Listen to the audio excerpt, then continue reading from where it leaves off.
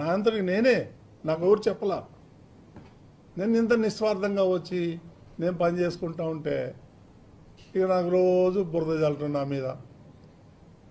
ఈ మధ్య ఏమైనా నువ్వు రోజు టీటీడీ గురించి మాట్లాడుతున్నావు అని అంటే, అన్నయ్య మరి ఇక్కడ తిరుపతిలో ఆ డ్రైనేజ్ గురించో ఆ ఎలక్ట్రిక్ గురించో మాట్లాడితేవాడు లోకల్ ఛానల్ కూడా ఏడు, టీటీడీ గురించి బీఆర్ నాయుడు గురించో చంద్రబాబు నాయుడు గురించి మాట్లాడితే హెడ్లైన్లు పెడతారు, కాబట్టి అందు గురించి మాట్లాడాల్సి వస్తుంది. ఇంత చీప్ పిల్లని నా జీవితంలో ఎప్పుడు చూడలే. రాజకీయం చేయి, నేను రాజకీయ నాయకుడు కాదు, నువ్వు రాజకీయం చేయి, కానీ నా మీద చేయకు. నా దగ్గర మీడియా ఉంది, నేను తోలు తీస్తా.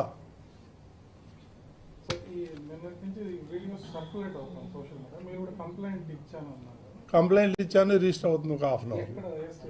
ఇక్కడే ఇస్తున్నాం, మొత్తం స్టేట్ అంతా ఇస్తారు, హైదరాబాద్లో ఇస్తున్నాం.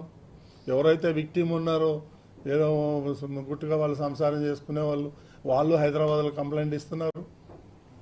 దీని అంత తేలిగ్గా వదిలేదు లేదు. హిందూ ఒక డైలాగ్ చెప్పినాడు, నేను ఆయన ఆ పోరంబోకోడు వాడు, నేను అడిగితే వాడు పోరంబోకోడు, పని పాట లేకుండా రోజు ప్రెస్ మీట్లు పెడతాడు కాగితం పులిలాగా.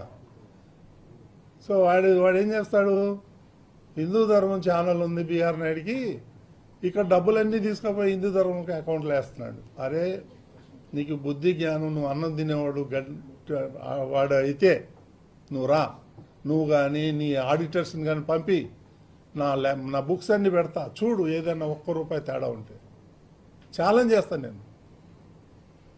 పనికి మాలిన మాటలు, పనికి మాలిన రాతలు ఇవన్నీ కట్టిపెట్టమని చెప్పి నేను అడుగుతున్నా. సార్, ఇప్పుడు వైసీపీ మొదటి నుంచి వాళ్ళని అన్ని మతస్థులుగా చిత్రీకరించే ప్రయత్నం జరుగుతూ ఉందని, హిందుత్వం మీద కుట్రలో భాగంగా మీ మీద ఈ రకమైన 100% దాంట్లో ఏం డౌట్ లేదు.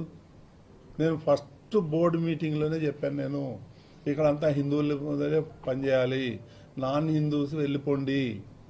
That is my first stand. దానికి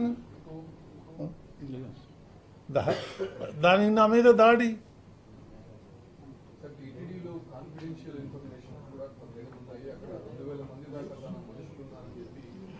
సార్ 2,000 ఉన్నాయి, 20,000 ఉన్నాయండి. I don't mind that. ఆయన చెప్పుకుంటాడు. ఆయన చెప్పేదానికి ఏమన్నా విలువ ఉంటే దాని గురించి మనం మాట్లాడుకోవచ్చు. ఆయన చెప్పేదానికి విలువే లేదు.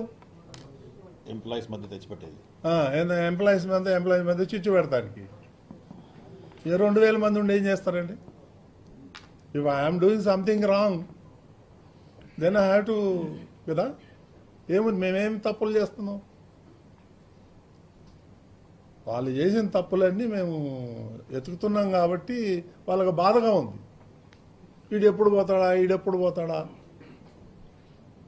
చాలా రకాలుగా ట్రై చేశాడు నన్ను వచ్చి కలవాలని, నాతో మాట్లాడాలని, ఈ స్కామ్లన్నీ బయటికి తీయొద్దని.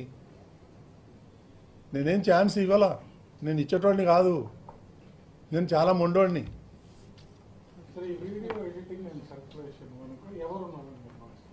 ఎవరున్నారు చేసినోడే వాడికి తెలవాలా, వాడికే తెలవాలి. ఇప్పుడు పోలీసు వాళ్ళు ఎంక్వైరీ చేస్తారు, చూస్తారు. అది కూడా నేను వీడియో మొత్తం మార్పింగ్ చేశానని నేను అంటలేను. 1 or 2 ప్లేసెస్లో మార్పింగ్ జరిగింది. బీఆర్ నాయుడు అంటే అడ్జస్ట్మెంట్ కాదు, బీఆర్ నాయుడు అంటే బ్రాండ్ అయిపోయింది కదా, దాని నుంచి భయం. కాబట్టి ఇవన్నీ మీరంతా కూడా ఆలోచన చేసి మీరు కూడా ఒక 4th పిల్లర్ కదా మనమంతా. దాన్ని బట్టి చూడండి, మీరు గ్లోబల్ ప్రచారం చేసి తిరుమల తిరుపతి దేవస్థానం భ్రష్టు పట్టించాలని కంకణం కట్టుకున్నారు వాళ్ళు. లేకపోతే ఎప్పుడుదండి అది 20 ఏళ్ల కింద ఫోటోలన్నీ తీసుకొచ్చి ఇప్పుడు